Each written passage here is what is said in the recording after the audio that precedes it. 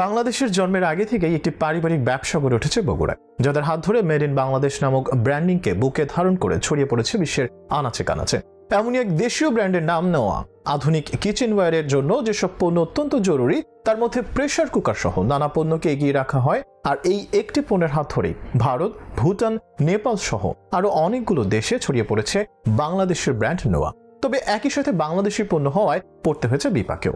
সেখান থেকেও উদ্ধার হয়েছেন কালের বিবর্তনে। কিন্তু কি এই নোয়া? কিভাবে শুরু হয়েছিল তাদের ব্যবসা? আজকের আমদানি করা বিদেশি নামি দামি ব্র্যান্ডের সাথে কিভাবে টিকে আছে মেড ইন বাংলাদেশ বুকে ধারণ করা এই দেশীয় কোম্পানিটি? গেল 2 দশকের ভেতর দারুণ পরিবর্তন এসেছে বাংলাদেশের আর্থসামাজিক প্রেক্ষাপটে।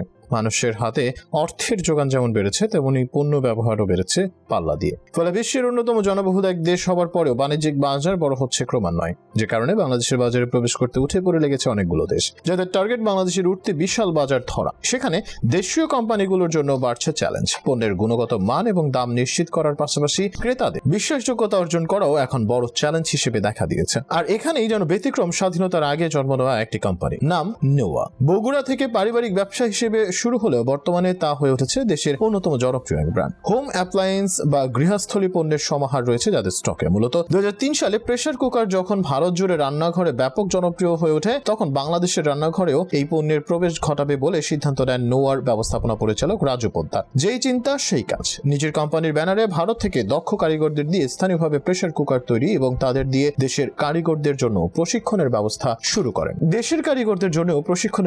শুরু করেন। অল্প সময়ের মধ্যে বাংলাদেশে উন্নত মানের প্রেসার কুকার উৎপাদন করতে শুরু করেন নোয়া। কিন্তু ইতোমধ্যে প্রেস্টিজ এবং হোকিংস এর মতো বিদেশি ব্র্যান্ডগুলো বিভিন্ন রান্নার সরঞ্জাম নিয়ে বাজার দখল করে রেখেছিল। দেশীয় পণ্যের তুলনায় আমদানি করা বিদেশি পণ্য মানে ও গুণে ভালো, এমন ধারণা তৈরি হয়ে গিয়েছিল মানুষের মনে। এ প্রসঙ্গে রাজু পোদ্দারের দাবি, তাদের প্রেসার কুকারগুলো বিদেশি ব্র্যান্ডের পণ্যের চেয়ে বেশি ভালো না হলেও সমতুল্য ছিল। আমরা যখন নিউ মার্কেটের বিভিন্ন দোকানে প্রেসার কুকার সৌজন্য উপহার দিই, তখন প্রত্যেক বিক্রেতারা প্রথমে তা পছন্দ করেন, কিন্তু যখনই তারা মেড ইন বাংলাদেশ সিলমোহরটি দেখে, তখন তারা দ্বিধায় পড়ে যায় এবং এটি বিক্রি করতে অপারগতা জানায় বলে উল্লেখ করেন রাজু। তাদের প্রেসার কুকার বাজার ধরতে পারছিল না যতক্ষণ না পর্যন্ত মেড ইন বাংলাদেশ লেখাটি সরানো হয়েছিল। অবাক করার বিষয় হচ্ছে, মেড ইন বাংলাদেশ সিল সরানোর পর থেকেই তাদের প্রেসার কুকারের বিক্রি বাড়তে থাকে। তবে সিল ছাড়াই বিক্রির কয়েক বছর পর মেড ইন বাংলাদেশ সিল পুনঃপ্রবর্তনের সিদ্ধান্ত নেন ব্যবস্থাপনা পরিচালক রাজু পোদ্দার। এখন শুধু প্রেসার কুকারই নয়, অন্যান্য রান্নার সরঞ্জাম ও ভারত, ভুটান, মায়ানমারের মতো প্রতিবেশী দেশগুলোতেও রপ্তানি করছে নোয়া। মূলত পোদ্দার পরিবারের পারিবারিক ব্যবসা নোয়া কিচেনওয়্যার। রাজু পোদ্দারের পিতা নন্দলাল পোদ্দার জন্মগ্রহণ করেন ভারতের